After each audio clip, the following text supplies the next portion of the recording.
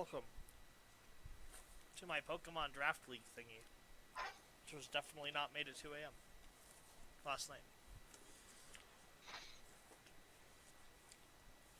That that would be embarrassing, you know. Yep. How are you recording this? OBS. Does OBS get Discord audio? I set it up to. Cool. Cool. Well, this first slide's not gonna matter that much because this was like just in case Chris showed up, and I was like, yeah, here's how you Pokemon. So I guess the only thing I'll talk about really. Well, maybe he watches the video later. Yeah, but we can do something more personalized to not waste your time. Ah. But basically, all I'm going to talk about on this slide is that this is going to sound really stupid and really obvious, but the goal of a game of Pokemon is to reduce all of your 6 opponents' HP to 0 before your HP gets reduced to 0. And the reason I'm restating that is because it can get really easy to be lost in all these littler parts of the game. Like, I only win if Volcarona sets up a Quiver Dance, or I only win if I can get my rocks up and get Light Screen up. But at the end of the day, it is about reducing your opponent's HP to 0, and there are many routes to do that. So I'm going to talk a little bit about drafting strategy.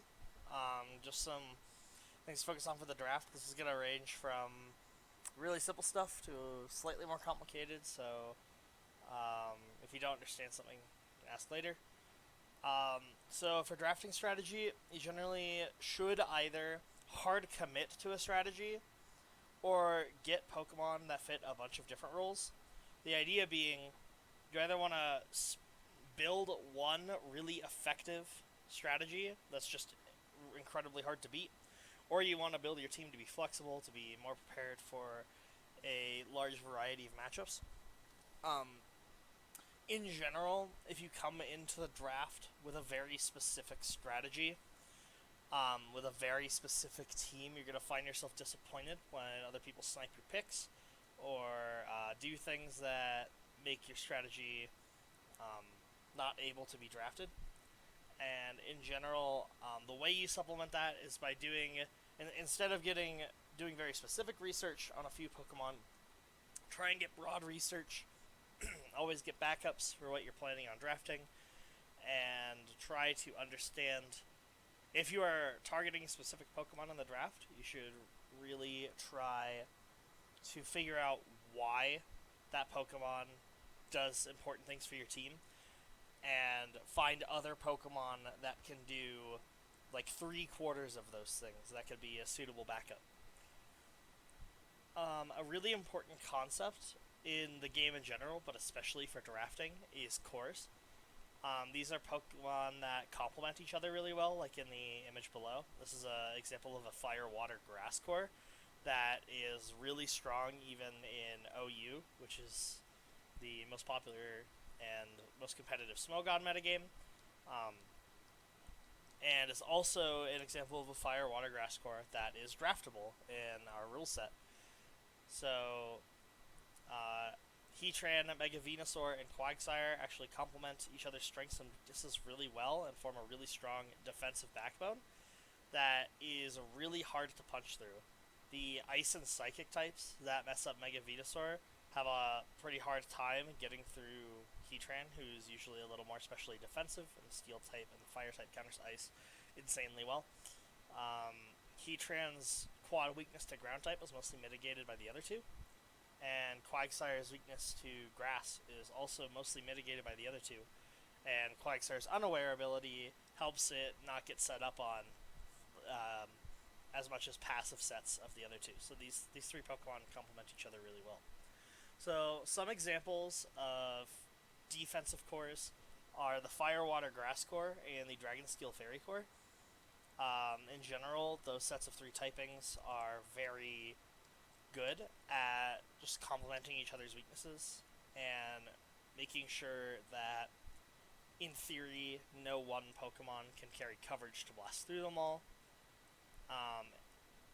Another example of a common core, or a slightly less common core, is the Fighting Psychic Dark core, and that core is more of an offensive core. It's something that is insanely hard to wall off because of the just the mix of the types is really effective, and it's a little harder to play because you need to have a good idea of who needs to be in on what to break through different things, and it's less able to deal with mistakes as the defensive course, but as a result, it can be a lot more potent. Um, there's also things that are a little more simpler than these type cores. Just two Pokemon that work really well together that can really get a team off to the races. An example of a really potent one that is draftable is Tapu Koko and Haluka.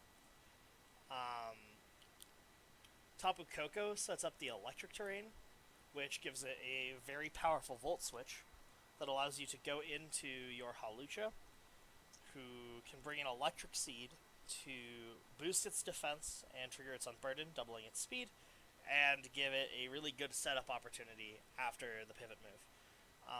Just simple stuff like that, two Pokemon that have really high synergy together can be considered a really strong core in its own right, and you don't necessarily need to craft these multi-type cores if you can just find some instances of high synergy Pokemon that complement each other's weaknesses really well. One thing I forgot to mention about the Koko Halucha core is that if your opponent is trying to beat Tapu Koko by using a ground move, Halucha would be immune, giving you a free switch. I'm also really briefly going to talk about different team composition types. This is something that you might want to consider in draft, but in general, you kind of want to hard commit to one of these or build pretty balanced. So if you don't know what I'm talking about and don't want to research it, just go for balanced. But team types scale from offensive to defensive, and that for team types that would be hyper offense to stall. Hyper offense generally doesn't care about running any walls or anything really defensive. It cares about removing your opponent's HP bar as fast as possible. Advantages is you're trying to play the game so fast that you can take trades because they'll generally be more favorable for you. You don't necessarily need to worry about hazards that much because you're going to try and end the game before they matter too much. Next is going to be the most common team type, which is balanced offense. This team type has a couple defensive answers so that it can check your opponent's most powerful offensive threats in theory, but in general, it's really trying to promote a general offensive team strategy to break your opponent's team down. And then on the other end of the spectrum, there's some stuff in between, but it's generally less important since you're going to be hitting one of those anyway. On the entirely opposite end of the spectrum for defensive stuff, you have stall teams, which play the game by checking your opponent's offensive threats so decisively that you slowly whittle them down through the use of hazards and statuses, while barely getting a scratch on yourself. It's a strategy that can be a little hard to build, but once done successfully, puts your opponent in a situation where if they make a single mistake, the game will become quickly out of reach. Before I move on, that was a really dense slide. Are there any questions?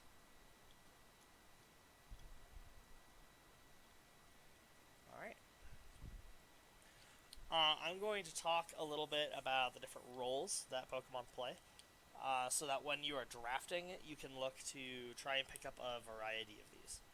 So the first one is the lead, and potentially a suicide lead. This is a Pokemon that usually can set up hazards, and usually has a pivot move, or enables your strategy in other ways. So this is a bit of a vague role, and it's probably a bad idea for me to start with this, but how can I not start with the lead? Azelf is a very good example of a lead because of its ability to hit with a very powerful U-turn, set up stealth rocks, be generally very fast, and potentially even explode on your opponent to get yourself a free switch into a Pokemon that can take advantage of the matchup. Now, not all leads need to explode, and not all leads need to be your lead, but it is generally a good idea to have Pokemon that helps to set up your strategy and get up hazards and potentially be able to get out. Those Pokemon start to build the backbone of your strategy and give you a really solid game plan. Next up is going to be wall breakers. There are a couple types of wall breakers. There's setup wall breakers and just high damage wall breakers. Rillaboom is an example of a high damage wall breaker. Rillaboom can bust through a lot of teams' walls that aren't necessarily prepared to counter it through use of really strong grassy terrain boosted wood hammers, and use Grassy Glide to pick off weakened threats. An example of a setup wall breaker would be Latios, because it can pretty safely set up Calm Minds in front of big walls without being threatened too much by the walls themselves due to the fact that it has really reliable recovery and is generally very defensive. So the main way it would ever be chipped down is through Toxic, and Latios could even bring Refresh to deal with that. As opposed to wall breakers, you also have walls. Toxapex being the example on this slide. Walls are built not necessarily to kill your opponent, but to put the game in a state where your opponent has to make the next move in order to not lose out. These are Pokemon with really high HP and defense or special defense stats that prevent your opponent's strategy from really getting going by just being a huge roadblock in their way. And there's no better example of that than Toxapex. There are also sweepers. These are Pokemon that generally use a setup move to try and put the game out of reach for your opponent by becoming an unstoppable threat. If you remember, Dalton's Poltegeist from last season definitely did work against a lot of teams. And so if you remember that, you'll remember what kind of threat a sweeper is. There's supports like Klefki, which have a lot of utility moves to either cripple your opponents or set up your own strategies to get going easier. I think that one's pretty simple.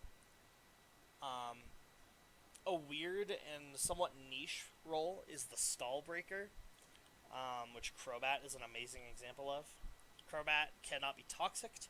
It has immunity to ground hazards, can remove hazards, has reliable recovery, so it forces enemy Pokemon like Toxapex to leave or risk just being PP stalled out of all of its recovery. And finally, pivots. Tapu Koko is the example of the pivot on this screen as far as an offensive pivot. Offensive pivots like to deal really high damage with their switching moves and force your opponent to be on the back foot as they struggle to answer your offensive threat, and as they switch into their defensive threat, your offensive threat gets out and you go into another answer. An example of a defensive threat is something more like Incineroar. These Pokemon are maybe a little similar to walls, but not quite as tanky, and might have really beneficial abilities, such as Incineroar's Intimidate, that allow it to come in against opponent Pokemon very easily, and get out when it's no longer needed, and do service multiple times a match. On this screen, I have a few things that are really useful to pick up in the draft, just because I wanted a list of a bunch of really important things. I'm not going to go into them too much, but just really briefly. Hazards are extremely important in the game of Pokemon, and you always want 1 or 2 or 3 or maybe even 4 Pokemon on your team that can set up a variety of hazards, Stealth Rock being the most important. Having a variety of status moves on your team gives you really reliable ways to cripple your opponent and prevent them from doing their strategy. Taunt is another way to cripple defensive teams. if you are relying on a strategy to set up sweeping, if you have something specific in mind, make sure that you grab the setup for it. For example, if you need the rain for a Mega Swampert sweep, you want to grab Pelipper or Politoed. If you're relying on sweeping your opponent most times, or just having offensive threats that your opponent isn't able to deal with, it's a good idea to grab something that can set up screens, or Aurora Veil.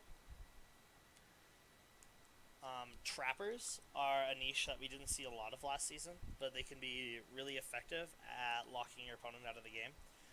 Moves like Pursuit, which are allowed in this league despite being cut in Gen 8, are a really good way to shut down opposing Psychic and Ghost types from being able to play the game at all, because they will be forced to attack you in a disadvantaged matchup instead of being able to leave. Also, Dugtrio's Arena Trap, or Magnezone and Magneton's Magnet Pull, is another way to trap Pokemon in and potentially score yourself a free kill.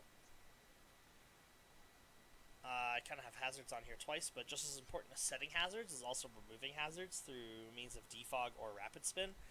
If your opponent sticks their hazards down early in the match and they never get removed, the amount of damage that they will deal across the course of the match is actually absurd. So it's really important to have multiple Pokemon on your team that can potentially deal with hazards. Another thing that's really useful is priority. There's a lot of different methods of priority: Sucker Punch, Shadow Sneak, Mach Punch, Aqua Jet, etc., etc. And having some form of priority is a really good way to make sure that your back is never truly against the wall and you just lose the game to a sweeper. Clerics are Pokemon that support your team through means of Wish or Aromatherapy that are able to heal damaged Pokemon and bring them back into the game. And finally, the last niche that's really important is getting types that potentially counter other types so that you have very reliable answers to them. The most prominent of these is a ground type to answer fast electric types, or a flying type to answer offensive ground types, or even a dark type to handle problematic psychic types if those are being drafted frequently. So we've talked about a lot of different things that Pokemon can do, and one of the most broken things in the entire draft is role compression. So getting a Pokemon that can do it all, or do a few things really well, is one of the best things you can do in drafting, and it allows your team to be extremely flexible. But also, if you just because you can't do a million things doesn't mean that it's a bad Pokemon, because if you one-shot all of your opponent's Pokemon, that's pretty broken too. So, real quick, I'm going to talk about meta drafting. And this is, when I say meta drafting, I'm referring to gaming the draft itself instead of just the Pokemon that you're going to put on your team. So, reading your opponents during the draft is actually extremely important if you can. Obviously, there's a lot going on in the draft, so don't worry if you can't pick up most of these things, but I just want them out there because I think they're actually really important. It's really important to understand what your opponents want to do, and that can be hard because you're just trying to tell based off picks and maybe what they've said, but it's a good idea to try and understand what's a really hot commodity in the draft and what's being slept on. And then, once you understand that information, you have to try and analyze, well, if electric types are going really fast in the really high tiers, does that mean with my pick I need to grab Rotom Wash right now? Or does that mean I'm going to rely on something later in the draft like Jolteon that might still be around? So that's what I mean when I say snipe or reroute. Late draft D tiers and F tiers are really good for getting counter picks for specific things. For example, I know we banned Spectre, but if Spectre was allowed in the draft, then it would be really important to get a normal type to counter its ghost type moves. And getting a specially defensive normal type out of D or F tier could be a prime way to shut it down.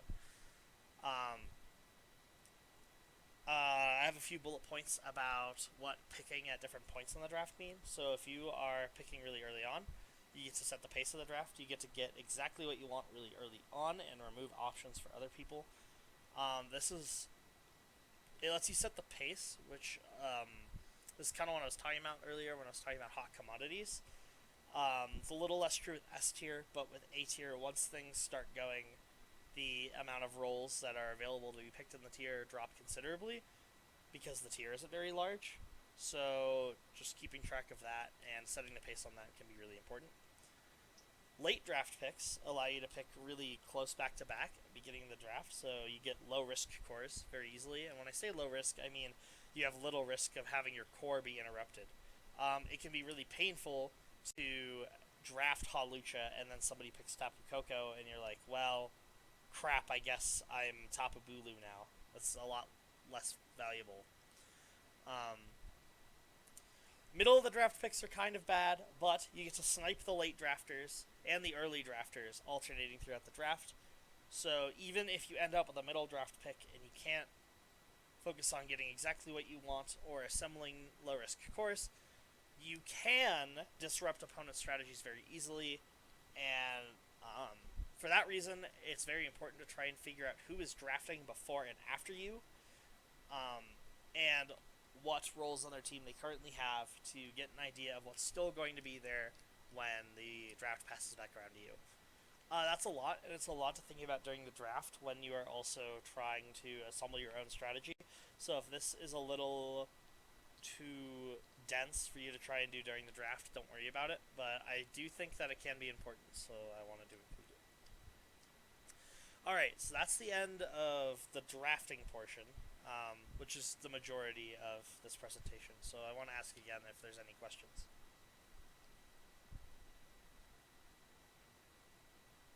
Alright, so next we're going to get into team building for each week. So just some basic things. Calcs are your friend.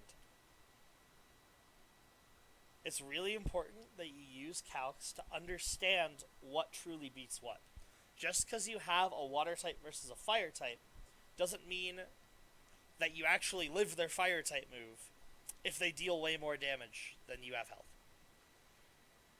It's not that safe to strategize around a winning matchup if you haven't calculated that you actually win that matchup.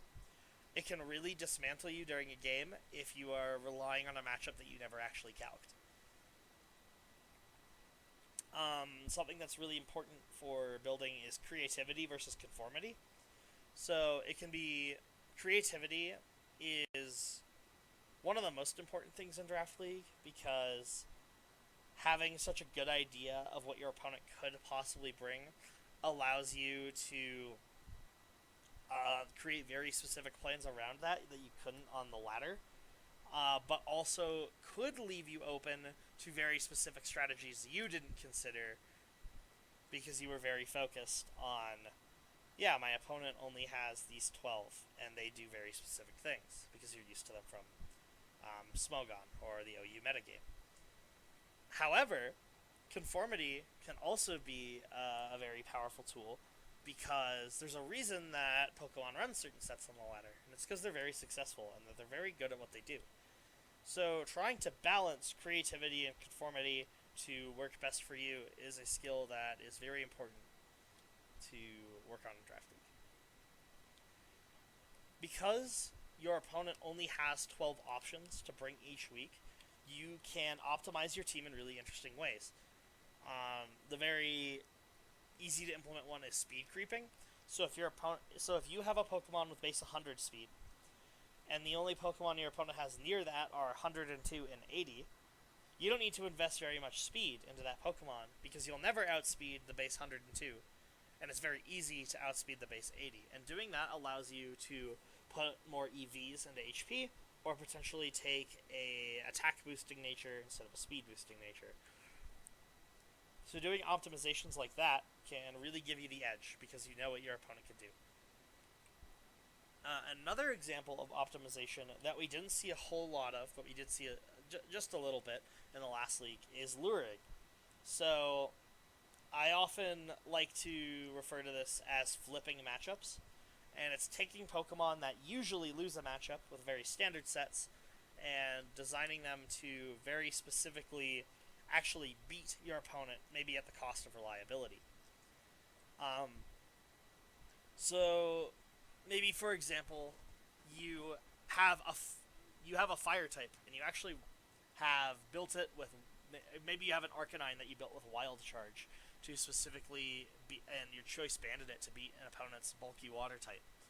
Now, normally your Pokemon will actually your Arcanine will actually lure in their water type to try and deal with your fire moves, but because you've built it to lure it in and take it out, and you've actually flipped the matchup from something that's normal, you actually catch your opponent really off guard and potentially score a free kill. Um, for week by week building, it's really important to understand the roles of different Pokemon on your team, so that you can slot different Pokemon in when certain Pokemon on your team have bad matchups. For example, let me think of a good example real quick of what I'm talking about. So maybe your best hazard setter on your team is a Fortress, but your opponent is a Sun team. So Fortress really struggles into the Sun because your opponent has a variety of very strong fire moves that'll take Fortress out of the match very easily. In that case, it actually might be a really good idea to bring a different hazard setter, such as maybe that F tier Golem that you picked up, so you can set Stealth Rocks and explode. Um, yeah, that's kind of my point on that. Understanding role compression and the different roles that all your Pokemon fill, even if they don't fill them very well, if they fill them at all, they can be very useful for team building. Finally, hazards are really critical in building and in game because of the amount of damage or setup they can do over the course of the match. It is really important that you factor hazards into every game plan, and either setting them or removing them, and usually both, into every single game plan. If you are opting to not bring hazards or not remove hazards, you need to have very justified reasons why in order for it to not cost you heavily during a match. So I'm going to talk about a couple types of team building. And ultimately, you should probably combine all of them in segments, or just like you should combine all of them a little bit to produce a really good team. But the first of the two is going to be reactive building. So this is generally a good starting point and a great place to really launch off from if you're new to Pokemon, and comparatively, we're all kind of new to Pokemon. So reactive building is done by looking at your opponent's team and analyzing things that your team struggles to beat.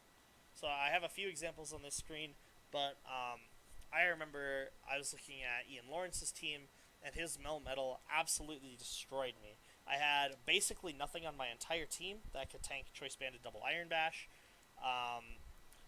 Rotom Heat could a little bit, but it wouldn't last very long throughout the game, and I was stupid and didn't bring Pain Split, so it wasn't going to last very long throughout the game. So, I built a Cobalion, a Choice Specs Cobalion with a with Focus Blast and Volt Switch to try and maneuver around the match, bait in a Melmetal to use Hammer Arm on it, and ultimately take it out with a Focus Blast. Another example is Thomas's Victini, which gave people a lot of trouble. I did not have anything on my team that did particularly well against the stab combination of V-Create in the Sun and Zen Headbutt and Bolt Strike as coverage. But I was able to build a Cobalion with an Occa Berry to be able to take a fire move and take out Victini with 2 Stone Edges after Victini's speed drop from the V-Create.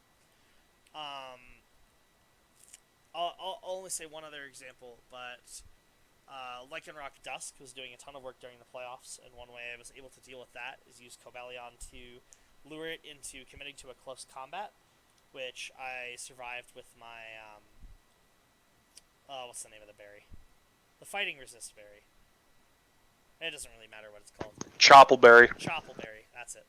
And then take it out with a quick attack before it can get off another close combat to take me out. The other type of team building is proactive team building. So this is sort of the opposite of reactive team building, where reactive team building, you look at your opponent's team and their threats and try and counter them. Proactive team building is trying to set up your strategy to win the game. Unless you're a stall team, you really want to implement both strategies. to really build a well-rounded team that can both stop your opponent's threats and win the game yourself. But if you're a stall team, you're going to be a lot more focused on reactive building to make sure your opponents can't punch through you. And if you're a hyper-offensive team, you're going to be a lot more focused on proactive building because you shouldn't care what your opponent does because you're going to explode them. So a really good example of proactive building was my playoff match against Thomas. I knew that Shell Smash Blastoise could absolutely dismantle his team, but first I needed to remove Celesteela. So I had a couple of electric types that could chip Celesteela throughout the match, and I needed Celesteela to get down to about 60% for Blastoise with a Shell Smash to be able to deal with it easily. So I built a lot of my team and my strategy around how do I get Celesteela down to 60%, and then I also needed to identify what Blastoise can Shell Smash against, and I marked Torkoal as my target for Smashtoise to get going. So first, I needed to get Celesteela down by Volt Switching and playing around throughout the match, and that allowed Blastoise to get the Shell Smash off against Torkoal when I came in to reset up Thomas's Sun and Rocks. And then, because the Celesteela was chipped down by my team designed to chip Celesteela down, Shell Smash Blastoise was able to take the final game in that best of 3. Despite Victini running rampant and taking apart basically my entire team, I was able to build a strategy that could get going before Victini could take my team down. Other examples of proactive building, one that we saw throughout the season a lot was Dalton's combination of good early leading mons such as Druddigon or Donphan or Orbeetle to get set up and then allow one of his Shell Smashers and Cloyster and Poltegeist to really take over the game. Another example of proactive building is figuring out what walls on your opponent percentage-wise need to be at in order for your electric terrain Hawlucha to really sweep up the game. Finally, I have a slide about the in-game tactics as well. I think that in-game awareness is also very reactive and proactive. You should always be trying to win the game, and that's what I'm calling being proactive. But at the same time, you should always be aware of how your opponent is trying to win the game and be reactive towards it. One of the most important times of the game to be aware is when you see your opponent's team for the first time and you want to select a lead. This is really important because selecting leads has a very large impact on the entire game, and making a mistake here could set you on the back foot potentially throughout the entire game. It's really important to sit down and analyze, based on what you see about your opponent's 6, what on their team do you struggle to beat, and what on your team do they struggle to beat, and plan the match accordingly. You want to make sure to not lose very important pieces to win the game very early on in the match, because you'll struggle to take over if your ace in the hole dies on turn 2 because you tried to use your sweeping Hawlucha to break a wall and it got revenge killed. Throughout the game, you should always be planning to win.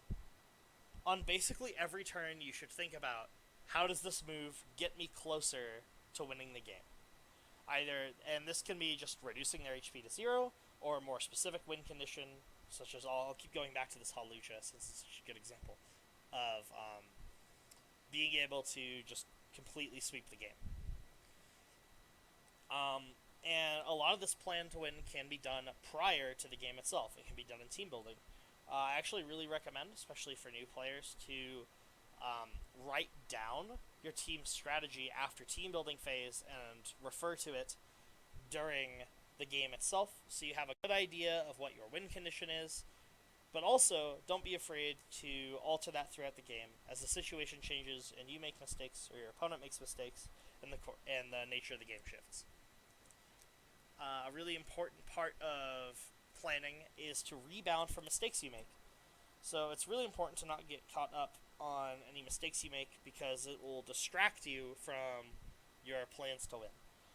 It can be very hard, but because there's no timer, it can be okay to take a minute to breathe deeply, get some water, look back at your planning, and that can be either sort of a written notes document on your plan or just your showdown team to analyze what is your way out and not to focus on the mistake you just made because that is now in the past. Finally, calcs are still your friend. It is very important to understand HP thresholds for Pokemon to be able to win certain matchups, and it is completely unreasonable for you to memorize or write down all of those because there are way too many to that, and most of them won't come up during a game. So using calcs during the match is still very much your friend, and getting familiar with the calculator so that it doesn't take you 5 minutes to use will be appreciated both by your sanity and your opponents. So that is the end of my planned content for this presentation. So if anyone has any questions, I have a few example extra topics that we could talk about. But yeah, that's all my planned content. So you talked about a lot of specific scenarios that came up last season related to these topics. Yeah. It might be a little on the fly, but could we look at those replays and go over specifically what happened? Maybe even for topics that you didn't cover with specific examples. Potentially, yeah. It's a little on the fly, but we can try. In the meantime, does any we'll get to that. Does anyone have any questions before that?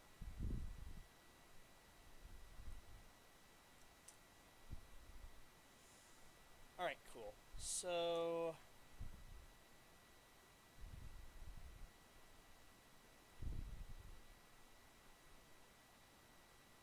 that's a really good example.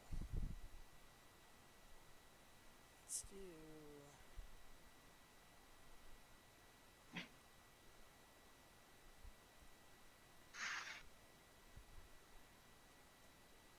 me see if this is the match that I think. Can you see the replay? No, it's still the Still the slides. slideshow. Yeah. Yeah. Let me fix that.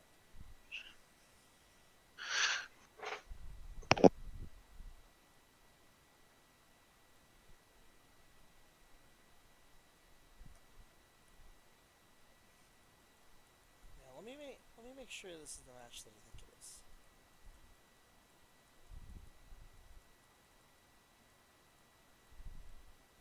That's not the match that I think it is.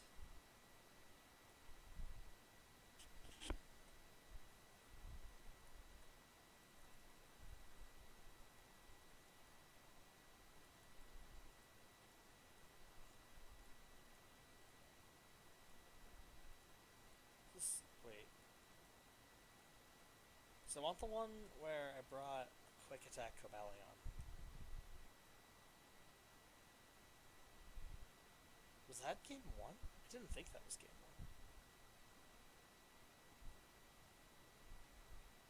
1. You brought the Choppleberry game too. Yeah. And it triggered against Hitmontop. Right. Oh, I combined the two events, I think, in my head.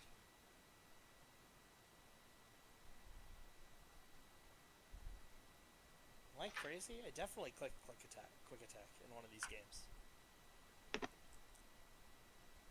You could text search here for we it. go. Turn 8. So we'll go to turn 5.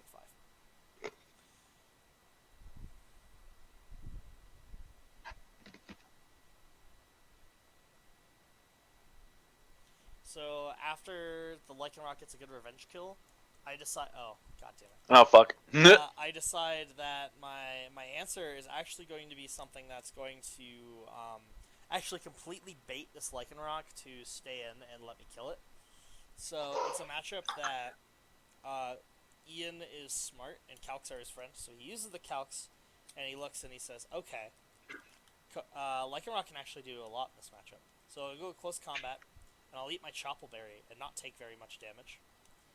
Now, Ian actually would be aware of this because I brought Choppleberry in the last game. So he knows that... No, the first game it was a Lumberry. Games 1 and 3 was Lumberry. Oh, 1 and 3 it was Lum? Mm-hmm. I thought this was game 3. Because you win this game. No, I lose this game, don't I? No, you lose this game. Oh. This is when Cobalion. Yeah. Oh, then game 2 was the Lumberry, and 1 and Yeah, 3 was 1 and 3 were Chopple. Chopples. Yep. Anyway, so Ian is aware that I could be bringing Choppleberry, and he's done the calculation, and he knows that it's okay because he has a focus sash, so it doesn't matter that I have a Choppleberry.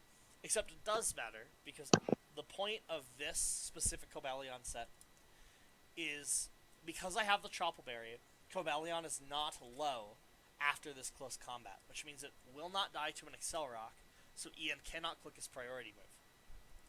So that way, when I drop him to his Focus Sash, I actually can get him with a quick attack designed to take it out. So Lycanroc was a huge problem for my team, and for good reason, because he was the playoff MVP. So I was really focused on really effective ways to take out Lycanroc. And even though I go on to lose this game, I think this is a really good example of reactive team building, because I built something designed to come in against the Lycanroc, lure the Lycanroc to stay in, and actually take it out pretty swiftly. I make a lot of mistakes throughout this game that caused me to lose, but I think those few turns are a really good example of reactive team building, which is what I was talking about earlier. I think is it game 1? I think you.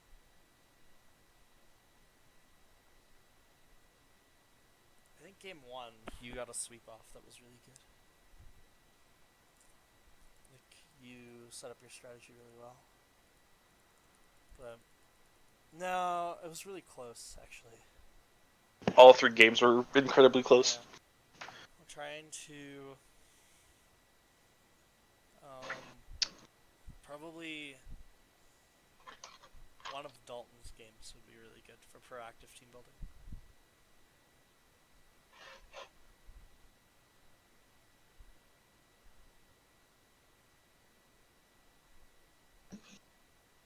Let me find a good example.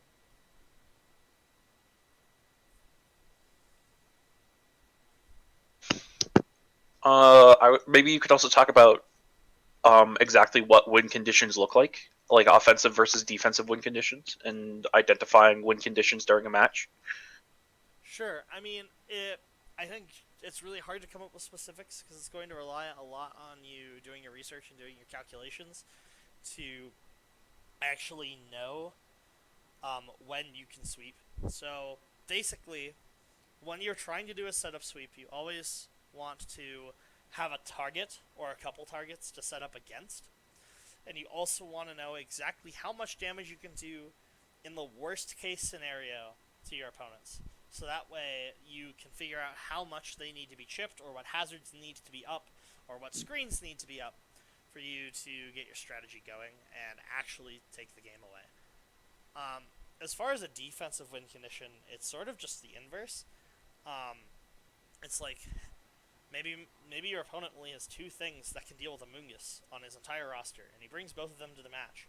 But you know that if you can manage to remove both answers to Amoonguss, Amoonguss just sits in front of the rest of the team and clicks Spore and clicks Giga Drain, and your opponent can't do anything.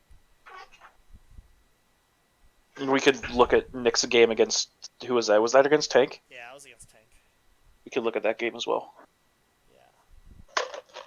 This is a game where Amoonguss does a lot of work.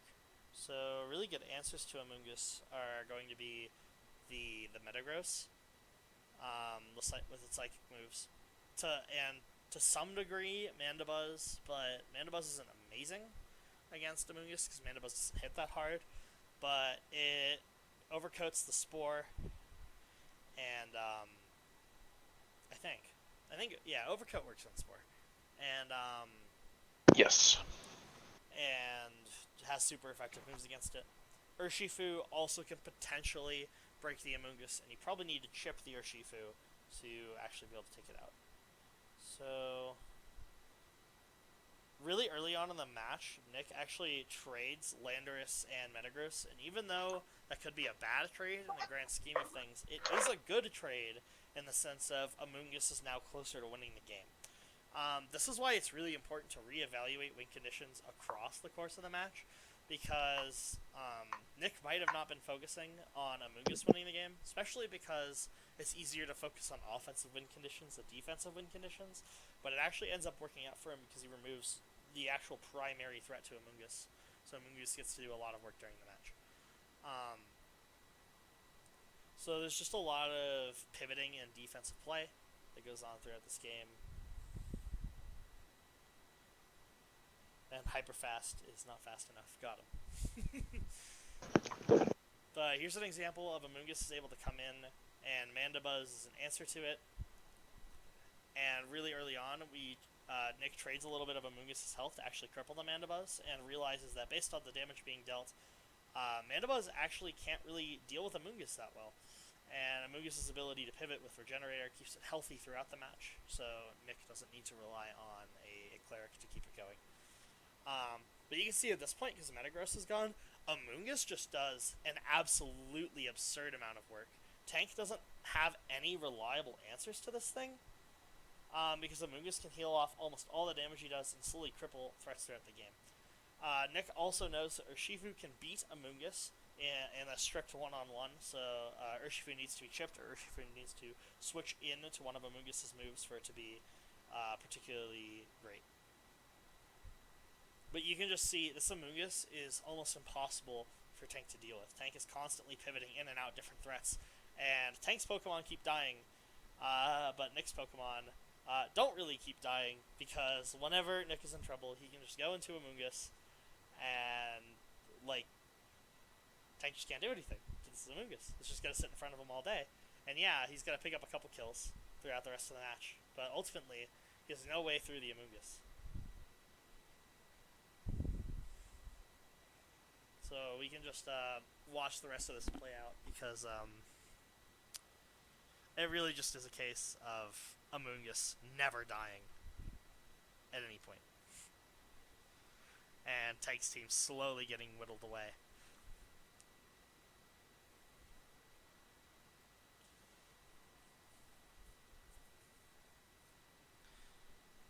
And Amoonguss actually even wins this 1v... Oh, no, he doesn't. He switches into Jolteon to take care of it.